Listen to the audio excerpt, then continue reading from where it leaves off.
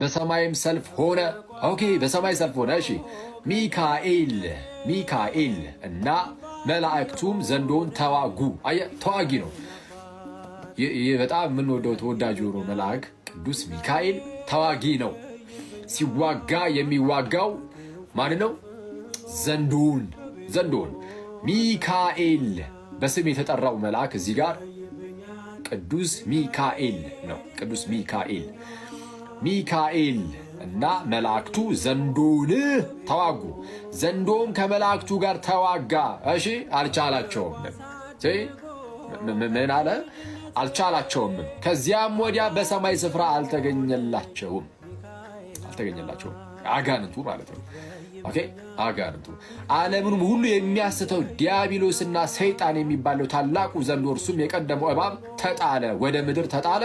መላእክቱም ከእርሱ ጋር ተጣሉ። ስለዚህ ወደ ምድር የተጣሉ ናቸው።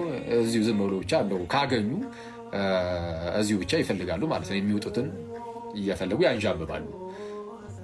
አስበዋል። በሰማይ ሰልፍ ሆኖ የረታው ወቅቱ የጣለው ያ ታላቁ መልአክ አንተን ለማገዝ ደግሞ የወደቀው እንደዚህ የጣለውን መልአክ ደግሞ አሁን እሱ በዚህ በእንደዚህ ሁኔታዎች ውስጥም ደግሞ ሊያግዝ ሲላክል፣ ኧረ እግዚአብሔር ቸር ነው። ክርስቶስን እኔ የእግዚአብሔርን ቸርነት የእግዚአብሔርን መልካምነቱን ከምናጣጠምባቸው ነገሮች ውስጥ አንዱ መላእክቱን ስለኛ የሚልከው ነገር ነው።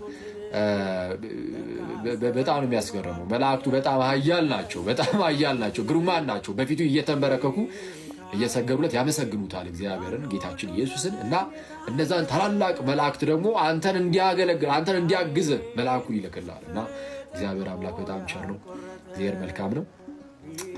እና ስለዚህ በጣም እናመሰግናለን እግዚአብሔርን። ስለ ቅዱስ ሚካኤልም እናመሰግናለን። ስለ መላእክቱ እናመሰግናለን። መላእክቱን የሚልክልን ለማገዝ የሚላኩ ነው። ባይዚያ የሚልካቸው ማነው? እግዚአብሔር ነው። ለምን? ለማገዝ ቤተክርስቲያን አንተውም ከቶ የሰጠንን በደሙ መስርቶ የሰጠንን ጌታ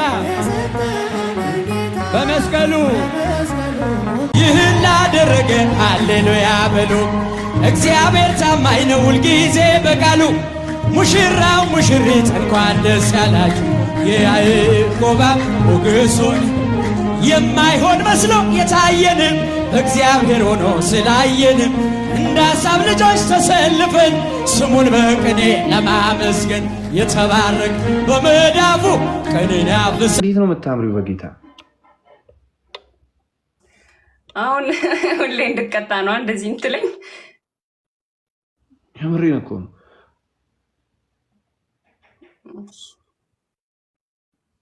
ይሁን የባሰ አያሳስትም። ለምን ነው ቤተክርስቲያን እንደዚህ ልበሱ የምትሉ? ይሄ የባሰ አያሳስትም። ቤተሰብ ያው አለ ክሱሪስ ዲ ያ ረበስ ግን አያችሁ ስታዩ ግን ሌላ ነገር አይደለም የምታሰቡት። እንትን ልዩነቱ ገባኝ። አያሳስትም። ይሄኛው ቁም ነገር ነው የሚያሳስበው። ቁም ነገር ቁጠባ ነው የሚያስጀምረው ትላለህ። ፈለገ እንዳለው አንዴ ይሄንን ቪዲዮ አይተን እንመለስ። ስምሽን ቀይረዋለሁ ዛሬ። አሜን። አትፈልግም። የማርያም ሕይወት ብጽዕት ሴት ቅዱስ ከመሆኗ የተነሳ ቅዱሱን እግዚአብሔር መሸከም የቻለች ብጽዕት እንዴት የዝችን እናት ስም መሸከም ሊያሳፍረን ይችላል? እንዴት የዝችን የአምላክን እናት ስም መሸከም ሊያስጨንቀን ይችላል? የት እየሄድን ነው? አንዳንዴ መጽሐፍ ቅዱስ ያከበራቸውን ሰዎች ማክበር ተገቢ ነው።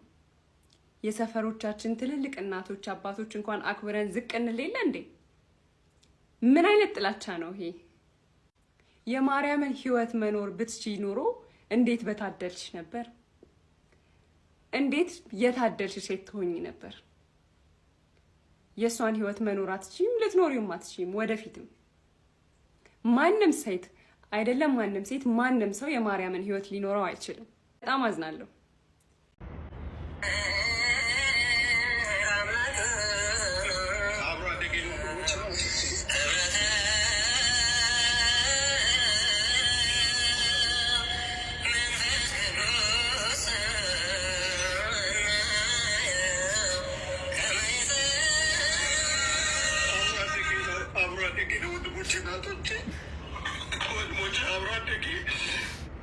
አብረን እኩል ቀን አንድ ቀን ድቁን የተቀበልን አብረን የቀደስን አብሮ አፈር ፋይቶ ያደገ በአንድ ወንዝ ላይ ያደግን አበበ ጉልላት ይባላል።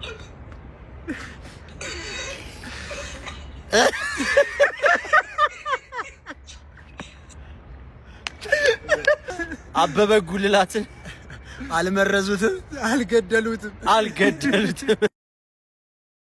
ገና ስል ከሰማይ ኮከብ ይመራኛል፣ የፍቅር መዓዛ ልቤን ይጥራኛል። እንዳጭሩ ገራጭ ሾላ ላይ ብወጣ ከቤቴ ሊገባ መምህሩ መጣን እንዴ። ሙስሊሞች ስላሴን ለመረዳት ለምን ከበዳቸው? ሁላችሁም ይህንን ቪዲዮ ኮፒ ሊንክ፣ ሪፖስት፣ ሼር አድርጉ። አካውንታችን ትንሽ ስለተመታ ለማለት ነው። ሰላም ክርስቶስ ከኔም ከናንተም ጋር ይሁን። ሙስሊሞች ስላሴን ለመረዳት ለምን ከበዳቸው ብለን ከጠየቅ ጥፋተኞቹ እነሱ አይደሉ። እነርሱ አምላክ ብለው የሚከተሉት አካል ራሱ አላህ ራሱ ስላሴን አልተረዳም። ኦኬ፣ አምላክ ብለው የሚከተሉት አካል ስላሴን አልተረዳም። ማስረጃ አለን። ኦፍ ኮርስ ማስረጃ አለን። አላህ ሪቪል ያደረገው ወይ ደግሞ እውነትን ገለጠበት ብሎ በሚያምኑት በቁርአናቸው ላይ ደን ስንመለከት ሱራ 4 ቁጥር 171 ላይ እንደዚህ የሚል ቃል እናገኛለን። በአላህና በመልእክተኞቹም እመኑ፣ አማልክት ሶስት ናቸው አትበሉም፣ ተከልከሉ፣ ለናንተ የተሻለ ይሆናልና እየተባለ እናንተ የመጻፉ ሰዎች ሆይ እየተባለ ነው የሚነገረው። ምን አማልክት ሶስት ናቸው አትበሉ። አሁን እዚህ ጋር እንግዲህ የመጻፉ ክርስቲያኖች ነው አማልክት ሶስት ናቸው አትበሉ። አሁን እዚህ ጋር ግን አላህ ሲናገር አማልክት ሶስት ናቸው አትበሉ ብሎ አላህ ሲናገር ስለማን ነው እያወራ ያለው ከተባለ ሁለት ተፍሲራት እንመለከታለን። የመጀመሪያው ሱራ 471ን የተፍሲር አልጀለሊን ስንመለከት do not say the gods are three አማልክት ሶስት ናቸው አትበሉ የሚለውን ተፍሲሩ ምን ይሏል? do not say the gods are three ከዛ ማን ቢዘረዝር ጥሩ ነው? God, Jesus and his mother ማን God, Jesus and his mother እግዚአብሔርን ወይ ደግሞ እነሱ አላህ የሚሉትን አካል ኢሳን እና እናቱ። ስለዚህ ሱራ 471 ላይ ራሱ አማልክት ሶስት ናቸው አትበሉ ተብሎ ክርስቲያኖች እናንተ የመጻፉ ሰዎች ሲባሉ ይሄንን ነገር ሪቪል ሲያደርግ አላህ ራሱ የሚያስበው ምንድነው? እኛ ክርስቲያኖች በጊዜው ኦኬ ስላሴን ስናመልክ ወይ ደግሞ የስላሴ አማኝ ነን ተብሎ ሲነገር እግዚአብሔርን ጌታ ኢየሱስንና ድንግል ማርያምን የምናመልክ ነበር የሚመስለው። በዚህ ብቻ ቢያበቃ ጥሩ ነው። እሺ የኢብን አባስን ተፍሲርም እንጨምር እዛው ሱራ 471 ተፍሲሩን ማለት ነው። እንዲህ ብሎ ይናገራል። ኦኬ so believe in Allah and his messengers all the messengers including Jesus ካለ በኋላ and say not three gods ኦኬ ሶስት አትበሉ son father and wife አባት ልጅና ሚስት። አሁንም እዚህ ጋር የኢብን አባስ ተፍሲርንም ስንመለከት ሶስት አማልክት ሶስት ናቸው አትበሉ የሚለው ምን አባት ልጅና ሚስት። አሁንም አላህ ይሄን ነገር ሪቪል ሲያደርግ እኛ ክርስቲያኖች ስላሴን ስናመልክ እሱ የሚመስለው ምንድነው ሪቪል ያደረገው ምን መስሎት ነው ከተባለ እግዚአብሔርን ጌታ ኢየሱስንና ድንግል ማርያም። ሌላ የቁርአን ክፍል ላይም ደግሞ እንደዚህ አይነት ነገር አላህ ራሱ ባንደበቱ ሲናገር እንመለከታለን። ሱራ 5 ቁጥር 116 ላይ ሱራ 5 ቁጥር 116 ላይ እንዲህ ብሎ ሲናገር እንመለከታለን። አላህም እንዲህ አለ የመርየም ልጅ ኢሳ ሆይ አንተ ለሰዎቹ እኔንና እናቴን ከአላህ ሌላ ሁለት አምላኮች አድርጋችሁ ያዙ ብለሃልን? ማናማን እኔንና እናቴን ከአላህ ሌላ ሁለት አምላኮች አድርጋችሁ ያዙ ብለሃልን ይላል። አላህ ራሱ እዚህ ጋር ሲናገር ምንድነው ክርስቲያኖች ያኔ ወርሺፕ የሚያመልኩት ማን ነው? ከኔ ውጪ ይላል አንተን ራስንና እናትን ጨምረ ሌሎች አማልክት አድርጋችሁ ያዙ ብለሃልን ሲል አሁንም እዚህ ጋር የምንመለከተው ምንድነው አላህ ክርስቲያኖች ስላሴን ያመልካሉ ሲባል አላህ የሚባለው አካል እግዚአብሔርን ጌታ ኢየሱስንና ድንግል ማርያምን የሚያመልኩ አድርጎ ነበር የተረዳው ይሄንን እንግዲህ ቁርአን የተባለው ሪቨሌሽን ሲገልጥ ማለት ነው። እዚሁ ቁርአን ላይ ደግሞ አላህ ሁሉን አዋቂ ነው ይባላል። አላህ ሁሉን አዋቂ ከሆነ ክርስቲያኖች ስላሴን ሲያመልኩ አብ ወልድ መንፈስ ቅዱስን እንደሚያመልኩ እንዴት ይጠፋዋል? አላህ ሁሉን አዋቂ ሳይሆን ቀርቶ ነው ወይስ ይሄ ነገር የሰው ድርሰት ስለሆነ ነው? ነገርየው ራሱ በጊዜው ያዩትን ነገር የመሰላቸው ነገር የጻፉት ነገር ስለሆነ ነው። ሪቪሌሽኑ ራሱ ከሰማይ እንዳልመጣ ባይዘው አንዱ ማረጋገጫ ይሄ ነው። ሰላም ክርስቶስ ከኔ ምን መሰላችሁ? አዎ ለፍርድ መቅረብ አለበት። ፍትህ ካለ፣ ዳኝነት ካለ፣ ህግ ካለ ቤተክርስቲያንን በዚህ ደረጃ አዋርዷል፣ ተሳድቧል፣ ንቋል። እኔ በዘመኔ የኢትዮጵያ ኦርቶዶክስ ተዋሕዶ ቤተክርስቲያን በዚህ ልክ የሰደባት ያዋረዳት አካል የለም። የቃል ኪዳኑን ታቦት እንደፈለገ ሲያንቋሽሽ ሲሳደብ ነበረ። ሊቃውንቶቻችንን ሲያዋርድ ስብዕናቸውን ዝቅ አድርጎ ሲናገር ነበረ። ይሄን ሁሉ ያደረገ ሰው አይኑን አፍጥቶ ደረቱን ገልብጦ በአደባባይ ኢትዮጵያ ገብቻለሁ ካለ ምን ተማምኑ ነው? ማን ነው አይዞ ያለው? ግድ የለም ና ያለው ማን ነው? ተደብቆ አልገባም፣ ተሸፍኖ አልገባም። ሰው አየኝ አላየኝ ብሎ አይደለም የገባው፣ በአደባባይ ነው፣ በቪዲዮ ነው ያየነው። ስለዚህ ምን ቢተማመን ነው? ኦርቶዶክሳውያን እኛ ከዚህ በላይ እኮ ደርሶብናል።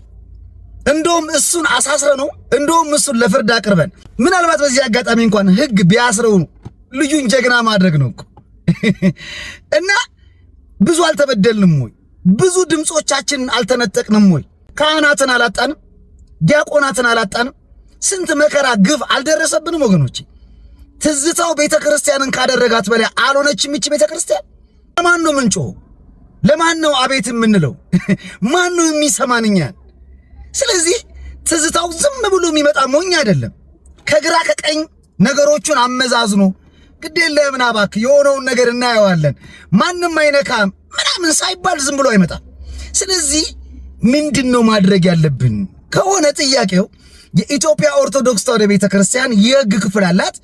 የሕግ ክፍሉ ይሄንን በምን አቅጣጫ መሄድ እንዳለበት ያውቃል። ስለዚህ የሕግ ክፍሉን እንጠብቃለን። ግን ግዴላችሁም ለእግዚአብሔር አሳልፈን ብንሰጥ ይሻላል። የቤተክርስቲያን አምላክ ዋጋ የሚከፍል አምላክ ነው። ሁሉም የዘራውን ያጭዳል። የሚጠቅመን ግን ቤተክርስቲያን ልዕልናዋን፣ ክብሯን፣ ተሰሚነቷን፣ ኃያልነቷን የምታገኝበትን ሁኔታ ላይ ብንመካከር ነው የሚሻለን እንጂ አቶ ሳሙኤል ትዝታው ቤተክርስቲያንን ተሳድቧል፣ አዋርዷል። አዎ ቅዱሳንን፣ ጻድቃንን፣ ሰማዕታትን በማይገባቸው ልክ አዋርዷል።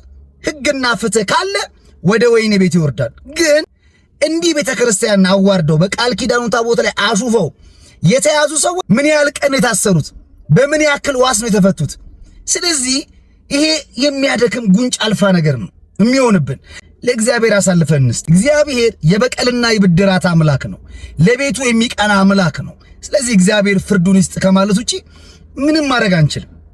ምክንያቱም እቺ ለአገር ብዙ የዋለች ቤተክርስቲያን፣ አገርን ጠፍጥፋ የሰራች ኦርቶዶክስ ተዋሕዶ ቤተክርስቲያን አቅሟን ካጣች፣ ድምጿን ከተነጠቀች ቆይታለች። የሰማይ አምላክ እግዚአብሔር ብቻ እሱ ፍርዱን ይስጥ። ሰውየው ሞተ ስትባል አሜን ምናምን ትላለህ። አልገባቸውም። አለመግባቱን የምታየው ከጸለይኩላቸውም በኋላ ጴንጤ አልሆንም ብለው ነው የሚሄዱት። ይሆናል አይሆንም። ጸልይ ድኛለሁ ብሎ ይመሰክራሉ፣ ተፈውሻለሁ ይላሉ። ጴንጤ ሳይሆን አይገባቸውም ትምህርቴ። ኃይሌን ግን አውቀውታል። ሰው አሚን አሚን ለማለት የሚመጣው ለምን ይመስላል? መካን ይወልዳል፣ HIV ይነቀላል የሚል ኃይል አይቷል።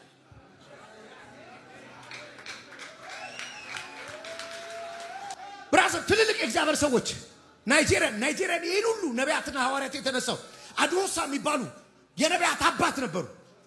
ከጠንቋዮች ጋር 5 ደቂቃ ሰጥቻለሁ ይላሉ በናሽናል ቲቪ። 5 ደቂቃ ሰጥቻለሁ፣ ኢየሱስን ትቀበለዋለህ? ኮንፈረንሳቸው ላይ ክፉ ተናግሮባቸው ነው። 5 minutes 4 ቀረ 3 ቀረ ይላሉ። 5ኛው ደቂቃ ላይ ጠንቋዩ ሞተ። እንዲህ አይነት ትዕቢት አይቻላል። ሙስሊሞቹ ይመጣሉ ሊፈወሱ ይመጣሉ አለ። ትምህርት አይገባቸውም ማለት እንዴት ይገባቸዋል? ሲጀመር አንተ ወንጌል አታውቅም፣ ወንጌሉን አታውቀውም፣ ሲጀመር አታውቀውም። ስለዚህ ትምህርት እንኳን አይደለም ሙስሊሙ አዳራሽ ቁጭ ያሉት እንኳን ያንተ ትምህርት በፍጹም አይገባቸው፣ ገብቷቸው አያውቅም። ትምህርት አይገባቸውም ማለት HIV ይነቀላል፣ ካንሰር ይባረራል። ግን ጴንጤ ሁኑ ሲባሉ አምኖንም ይላሉ። አየህ አንተ የሚያስጨንቅ የስጋ ህመምና በሽታ ከሰዎቹ መሄድ እንጂ ስለ ዘላለም ህይወታቸው አይደለም። እነሱም ከኤችአይቪ ማዳን ካዳንክ ማለት ነው አታድንም እንጂ ይታየ የዘላለም ህይወታቸው ያስጨንቀ ከሞት በኋላ ስላለው ህይወታቸው ከመቃብር ጀርባ ስላለው ትንሣኤ ይመለከተ አንተ ከህመማቸው ይዳኑ እንጂ ኢየሱስን ይቀበሉ፣ ወንጌልን ይረዱ፣ የዘላለም ህይወት ጉዳያቸው አይመለከትህም ማለት። ምክንያቱም ትምህርት ስለማይገባቸው። እንዴት አይነት ሞራል ቢኖር ነው እንዲህ አይነት ድፍረት ኖሮ መድረክ ላይ የምትናገረው? ትምህርት አይገባቸው፣ ግን እኔ ላይ ያለው ኃይል ግን ጌታ እግዚአብሔር ወይ በስመ አብ ወልደ መንፈስ ቅዱስ አንተ ላይ ምን ኃይል ነው ያለው? በጣም ያሳዝናል። እዚህ አዳራሽ ቁጭ ብላችሁ አንድ ናይጄሪያዊ ታሪክ ቁጭ ብሎ ሲነግራችሁ ሰምታችሁ ከ5 ደቂቃ በኋላ ጌታ ኢየሱስን እንደ ግል አዳኝ አድርገህ ካልተቀበልክ አለው አለ። ጠንቋዩን እኮ ነው። ማን ነው የሚለው? የናይጄሪያ ነቢይ። ምን አድርጎት? ኮንፈረንሱ ላይ መጥቶ ረብሾት። ከዛ በ5 ደቂቃ ውስጥ ጌታ ኢየሱስን እንደ ግል አዳኝ አድርገህ የማትቀበል ከሆነ ትሞታለህ አለ። 4 ደቂቃ 3 ደቂቃ ሲኖ ሰውየው አልቀበልም አለ። በሚገርም ሁኔታ የናይጄሪያው ነቢይ ያንን ጠንቋይ ጌታ ኢየሱስን ስላልተቀበለ ገደለው። ከዛስ አዳራሽ ውስጥ ያለው ጴንጤ ምን አለ? አሜን። ያሳፍራል። እናንተ በዚህ ደረጃ ይሄንን ተረት እየሰማችሁ የነ ተክለ ሃይማኖትን፣ የነ ቅዱስ ጊዮርጊስን፣ የእመቤታችን የቅድስት ድንግል ማርያምን ተአምራቱ አንቀበልም ትላላችሁ። የአንድ ናይጄሪያዊ ተረት እየሰማችሁ ማን ነው ታዲያ አሁን በዚህ ዘመን ጌታ ኢየሱስን እንደ ግል አዳኝ አድርገህ ተቀበል ሲባል እምቢ ስላለ ያ ነብይ የእግዚአብሔር ሰው ተቆጥቶ ሰውየውን ገደለው። ከዛ አንተ አዳራሽ ውስጥ አሜን ትላለህ። እቺ በእውነት በጣም የሚደክመው ኃይልን ያውቁታል። የትኛውን ኃይሉን? ኤችአይቪ የሚያድነውን ኃይሉን ያውቃል። ጨጓራ የሚያድነውን ኃይል ያውቃል። መካን ወላድ የሚያደርገውን ኃይል ያውቃል። እሱን ተቀብለው ነገር ግን ጌታ ኢየሱስን ተቀበሉ ሲባሉ አይ ጴንጤ አንሆንም ብለው ይሄዳሉ። አንተ ሊያስጨንቅ የሚገባው የዘላለም ህይወታቸው እኮ ነበር። ክርስቶስን ስለመቀበላቸው ነበር ግድ ሊል የሚገባው። ከስጋ ህመማቸው ከሚፈወሱ፣ ከኤችአይቪ ከሚድኑ፣ መካኑ ልጅ ከሚያገኙ እኮ ክርስቲያን ቢሆኑ የሚቀለው እኮ። አንተ ክርስቲያን ስለመሆናቸው ግድ አይደለም። አንተ ግድ የሚል ምንድነው? መዳናቸው። በዚህ ደረጃ የዘቀጠ ትምህርት ቁጭ ብላችሁ የምትማሩ እናንተ ምስኪን እግዚአብሔር ይሁናችሁ። በጣም ነው የምታሳ በመላው ዓለም ላይ የምትገኙ ኦርቶዶክሳውያን ምናልባት እንደሌላው ጊዜና ወቅት በጣም ደስ ብሎኝ ጮክ ብዬ የማወራችሁ ጉዳይ አይደለም። አሁን ያለኝ ከአዲስ አበባ 600 ኪሎ ሜትር ርቀት ላይ ራማ ኪዳነ ምሕረት ነው የምገኘው። በዚህ ገዳም እናቶችም አባቶችም የሚኖሩበት ገዳም በ6ኛው መቶ ክፍለ ዘመን የተመሰረተ ጥንታዊ የሆነ ገዳም። ይህ ገዳም ዞበል የሚባል መከረኛ ተራራ የቆመበት ገዳሙን በዚህ ምክንያት ከድሮ ከጥንት ጀምሮ በብዙ ጦርነቶች ውስጥ ብዙ መከራ ብዙ ፈተና ያየበት ገዳም ነው ራማ ኪዳነ ምሕረት። አገራችን ውስጥ በዚህ 7 ዓመት ውስጥ እንኳን 2ቱንም ጦርነቶችን አስተናግዷል። በዚህም ጦርነት ከ6 በላይ መናንያኑን አባቶችና ተማሪዎችን በሰማዕትነት አርፈዋል። ኦርቶዶክሳውያን ሰው እንዴት ለዓመታት በጦርነት ይኖራል? እናንተ የተዋሕዶ ልጆች በውሃ ጥም ምክንያት ስንት ቀን ልትቆዩ ትችላላችሁ? እናንተ የኪዳነ ምሕረት ወዳጆች ብትታመሙ አደጋ ቢደርስባችሁ በመንገድ እጦት ህመማችሁን ታገሳችሁ ምን ያህል ጊዜ አልጋ ላይ ትተኛላችሁ? በራማ ቅድስት ኪዳነ ምሕረት ያሉ መናንያን እናቶችና አባቶቻችን በዚህ የጦርነት ሰበብ ምክንያት ለዓመታት ብዙ መከራዎችን ተጋፍጠዋል። ብዙ ስቃዮችን አስተናግደዋል። አያሌ የሚባሉ መናንያንም በጦርነት በምግብ እጦት በህመም በስቃይ በመንገድ ችግር ገዳሙን ትተው ሄደዋል። የሚገርማችሁ ኦርቶዶክሳውያን እዚች ራማ ቅድስት ኪዳነ ምሕረት ከ400 በላይ የሚሆኑ የአብነት ተማሪዎች ይገኛሉ። እነዚህ የአብነት ተማሪዎች የጥይት ድምጽ እየሰሙ ረሃቡን ታግሰው የውሃውን ጥም ችለውት እዚህ ቅድስት ራማ ኪዳነ ምሕረት ነገ ካህን ለመሆን ነገ መነኩሴ ለመሆን ነገ ጳጳስ ለመሆን ተግተው ይማራሉ። በዚች በራማ ቅድስት ኪዳነ ምሕረት ገዳም ያሉ ተማሪዎች ድርጎ እንኳን በትክክል አያገኙ። ቀኑን ሙሉ በረሃብ ውለው ማታ ምናልባት ጥቂት ነገር ካገኙ ነው። ይሄ የሆነው ደግሞ በአካባቢው ላይ በየጊዜው በየዓመቱ በየወቅቱ በሚነሳ የጦርነት ምክንያት ነው። ኦርቶዶክሳውያን ባለማተቦች እናንተ የቅድስት ኪዳነ ምሕረት ወዳጆች እባካችሁ በዚች በራማ ቅድስት ኪዳነ ምሕረት ለሚማሩ የአብነት ተማሪዎች እናቶቻችን መናንያን አባቶቻችን መነኮሳት እባካችሁ የመብራት ችግር፣ የውሃ ችግር፣ የመንገድ ችግር፣ የሚበላና የሚጠጣ ችግር እንዲሁም የሕክምና እጦት አለባቸውና ከላይ በማስቀምጥላችሁ አካውንት ያቅማችሁን በማድረግ የአብነት ተማሪዎችን እንድታግዙ እናት መናንያንና መነኮሳትን ደግሞ ጉልበት አቅም እንድትሆናቸው በእናታችን በአማላጃችን በቅድስት ኪዳነ ምሕረት ስም እማጸናችኋለሁ። አሁን ለምርትነሽ ማስተላልፈው መልእክት ምንድነው መሰላችሁ? እህታችን ናት ከኛ ጋር አስታገለግል ነው። እግዚአብሔር ቢረዳሽ ብትወጪ ነው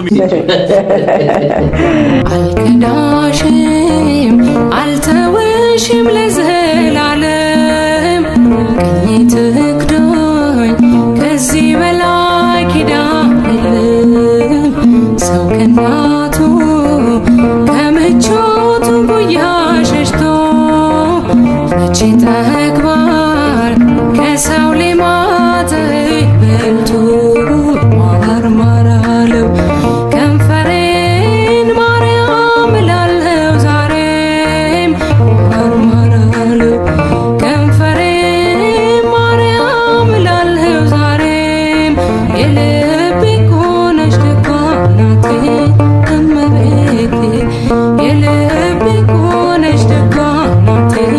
ዛሬ ጠቅላይ ቤተ ክህነት ተጠርቼ ሄጄ ነበርና እስከ ዛሬ በግሌ ሰጠው የነበረውን አገልግሎት ዛሬ ላይ ፍጻሜው እንደሆነ ተነግሮኛል። ኮሜንት ላይ ሁላችሁም 3 ጊዜ ፈለገ አበው ፈለገ አበው ፈለገ አበው ብላችሁ ጻፉ። የቻላችሁ እንደባለፈው 50 ጊዜ ኮፒ ሊንክ አድርጉልኝ። ይህ አገልግሎት ከ3 ዓመት በፊት ሲጀመር ዛሬ ላይ የሚደርስ አይመስልም ነበር። ነገር ግን ፈጣሪ እኛ ደካሞቹን ተጠቅሞ በመላው ሀገራችን ለሚገኙ ከ130 በላይ ገጠር አብያተ ክርስቲያናት ድጋፍ አድርገናል። በዚህ አገልግሎት ውስጥ የሚታለፉ የማይመስሉ ከባድ ፈተናዎች እንዲሁም ከልክ ያለፉ ደስታዎች አይቻለሁ። የሰው ፊት ማየት፣ የትራንስፖርት በማጣት በየሀገሩ ማደር፣ ማረፊያ እየጠፋ ሰው ቤት እንዲሁም ቀብር ቤት ከዛም አልፎ በተደጋጋሚ ሜዳ ላይ አድሬ ያውቃለሁ። ዛሬ ልፋታችን የእናንተም ድጋፍ ሜዳ ላይ አልቀረም። አሁን ጠንካራ ተቋም መገንባት ችለናል። በዛሬው ዕለት በኢትዮጵያ ኦርቶዶክስ ተዋሕዶ ቤተክርስቲያን መንበረ ፓትርያርክ ጠቅላይ ቤተ ክህነት ጽሕፈት ቤት የማህበራት ምዝገባና ክትትል ቁጥጥር መምሪያ ቢሮ እውቅናና ፍቃድ አግኝተናል። እናም በሀገራችን ውስጥ በጣት ከሚቆጠሩ ከጠቅላይ ቤተ ክህነት ፍቃድ ካላቸው ማህበሮች መካከል ፈለገ አበው ጠቅላላ መንፈሳዊ ማህበር በዛሬው ዕለት አንዱ ሆኗል። ይገኙናል። በዛሬ ግን ሰርተፊኬታችሁን እንሰጣለን ማለት ነው። ፈለገ አበው ጠቅላላ ማህበር የምስክር ወረቀት ዛሬ ለኛ እጅግ በጣም ትልቅ ቀን ነው። የእውነት እግዚአብሔር ልፋታችንን ቆጥሮ ከትንሽ የጀመርነው አገልግሎት ዛሬ ጠቅላላ ማህበር ሆኖልናል። እጅግ በጣም ነው በእውነት ከልቤ ደስ ያለኝ። መድኃኒቴ ነሽ ወስኖሰ ከለላ ሆኝልኝ ወስኖሰ ጠላት እንዲሸሽ ወስኖሰ በእጆች ወስኖሰ ወስኖሰ ለያዕቆብ ዘምሮ ወስኖሰ ድሮ አሜን አሜን አሜን ኢየሱስ ያድናል። ምንም ጥርጥር የለውም። ድሮ አታምንበትም ነበር እንዴ? አምንበታለሁ። ማመንና የግል አዳኝ አድርጎ መቀበሉ ልዩነት አለ። ያም ደግሞ በሃይማኖት አሁን ለምሳሌ በኦርቶዶክስ ሃይማኖት ድኛለሁ ብሎ የሚነግራ አንድ ሰው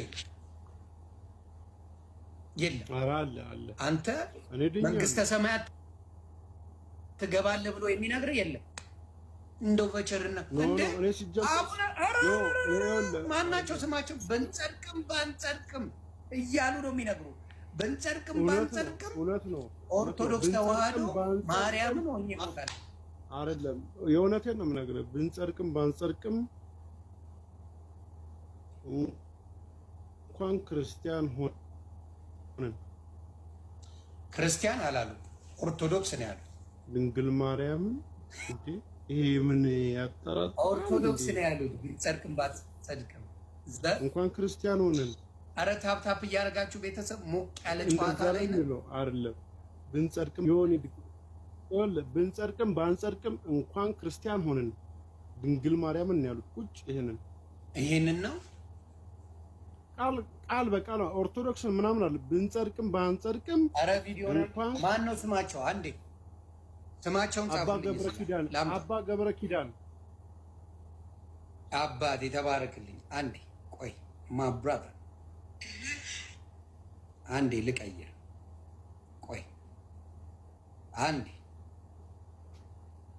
ማብራት ኧረ እንኳን ክርስቲያን ሆነ እንዴ ምን ትጠራጠራለህ እንዴ? አትጠራጠር። እሺ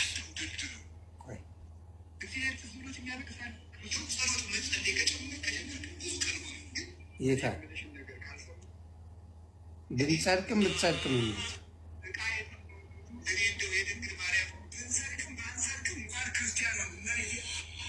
ብንጸድቅም ባንጸድቅም እንኳን ክርስቲያን ሆነን እመቤቴ እንኳን ክርስቲያን ያሉት እንጂ ጌታን አላሉም። አሁን ለምሳሌ እዚህ ጋር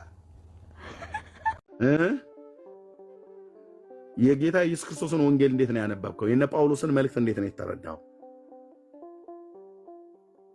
እስራኤል የሚባል አገርና ሕዝብ እዚህ ፕላኔት ላይ ባይኖር ኢየሱስ ክርስቶስ አይመጣም። እደግመዋለሁ፣ በስተት የተናገርኩ እንዳይመስልህ። እስራኤል የሚባል አገርና ሕዝብ እዚህ ፕላኔት ላይ ባይኖር ኢየሱስ ክርስቶስ አይመጣም። የኛ ቴዎሎጂ